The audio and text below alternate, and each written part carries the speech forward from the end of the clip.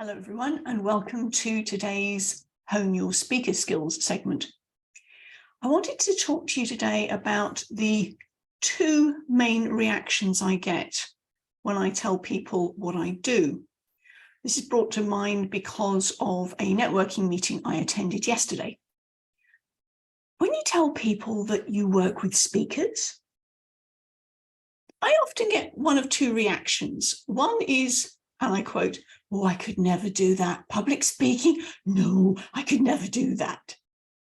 Or, secondly, how do you get over your nerves? I mean, how do you stand up there in front of all those people and speak? So those are the two main reactions I get when I say that I work with speakers. So why am I saying that to you today? Well, because I want to address those.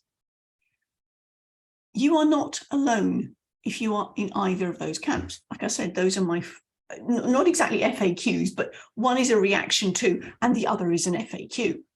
So let me unpack those for you and see if this resonates with your situation. I could never do that. Ooh. To which I usually respond, oh, what's that? That language pattern, I could never do that, is most definitely telling every single cell in your body, not going to do that, not going to do that. Your words have power, remember. And by saying that, you are literally not going to do it because you're telling yourself, I could never.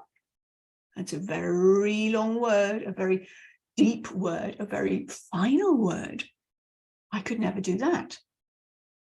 And yet, if you said, I can't do that yet, you're acknowledging the situation you're in, and that little word yet, you are opening up a space for what could be.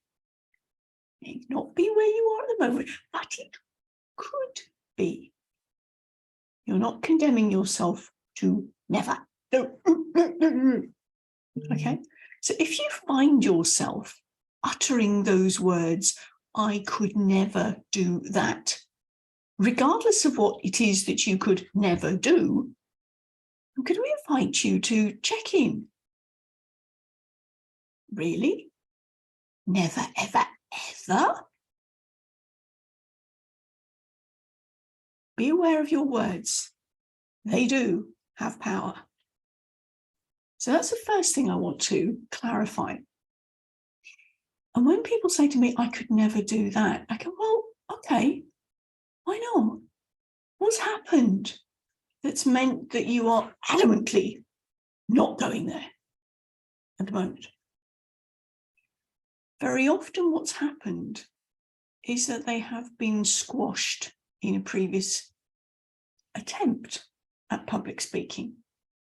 Now, this could have happened as a child when you've gone through school and there's been some form of play or some form of presentation that you're expected to do. And in the moment, you froze. All eyes looking on you. That sense of fear, that sense of dread has been coupled in with that public speaking thought. And because that was a very strong emotion, coupled in with that sense of public speaking, the two are married together and not going there again. It was such a painful experience. Now, that could be around public speaking. It could have been around when you were singing in school and somebody said, oh, you can't sing. It could have been around things that you were no good at maths. There are various things that you have been told or have had an association, a strong emotional association with a situation that from self-preservation, you've got, not going there again. It can either be something that you yourself have experienced, or it can be something that you've been drip fed through your childhood. Either way, that internal script that you're running, I could never do that, means you never will. So if you find yourself thinking or even uttering that phrase, check in with yourself. Why not? What happened? Is it something that would serve me to be able to do? If you are a thought leader, if you are a leader of any sort, if you're a business person, you need to be able to get your message out there, don't you? Otherwise, you're the very best kept secret, aren't you? You've got to be able to spread the word, get your message out to a wider audience. Because if you want to make a difference, and I suspect if you were watching this, then you do, you've got to be able to get your message out there. Beware of that phrase. Is it serving you now? It served you once upon a time, self-preservation, but is it serving you here and now and moving forward? Question for you to contemplate. So that was the first thing I wanted to talk about today. The I could never do that. Reaction, statement. Secondly, if people are past that and they go, okay, I want to be able to, conceptually, I want to be able to do this, and yet the nerves are paralyzing. Remember back to that time I was explaining about some children have been on a stage and they have frozen. I've worked with a lady who got booed off a stage because she froze. How do you get over those nerves when you are drawn back, you're triggered back to that situation that you had? That takes a little bit of work, and I would suggest not on your own, because you need somebody with a more objective eye, a more objective perception of what's going on, and can ask you those pertinent questions, which is where a skilled coach comes in. I'm happy to fulfill that role for you. The other thing to bear in mind is the concept of nerves and how I've got to have no nerves, otherwise I'm not getting on stage. Really? Let me tell you something. Nerves are normal. Nerves show you're alive. Nerves show that you are passionate about what you want to do, and you want to give the best job. You want to do the best job. You want to give your audience what they came for. So actually, nerves are good. Paralyzing nerves? No. Granted. And that's where we move on from that freeze mode. You know about the fright and the flight? Well, the third version is freeze. And that's when you're in that paralyzed state. Your mouth goes dry, you lose your words, and you freeze. We can move through that. But think about the, like I said, with the reaction of the, I could never do that. If your internal script is, I have to be no nerves at all before I get on stage, then I'm going to again invite you to go, no, that's not going to serve you. I'm here to say that all of us, no matter how many times we've been on stage, how the size of the stage even, there will always be that element of, oh, here it comes, butterflies, nerves. Oh, I'm alive. Yes, I am still alive. I'm passionate about this. And if I can share with you, Brené Brown, whom a lot of you know, she's done TEDx's, she's done lots of big speaking gigs. She's a very seasoned speaker. She still throws up before she goes on stage. And yet, having got that out of her system, literally, she then delivers a phenomenal presentation.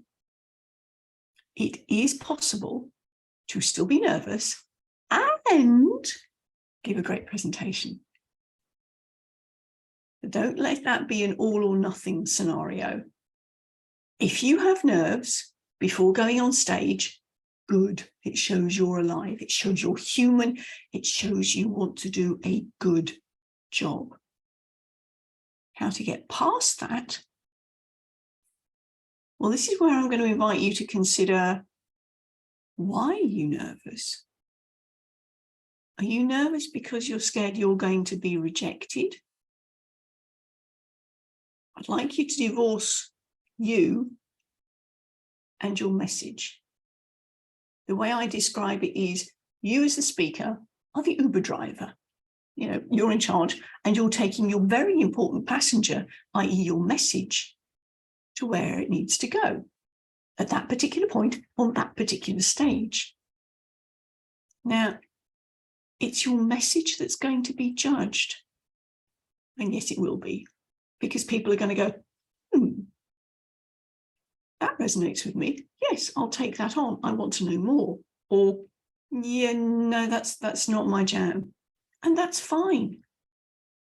Either way, it's the message that they are critiquing, not you as the Uber driver, as the messenger.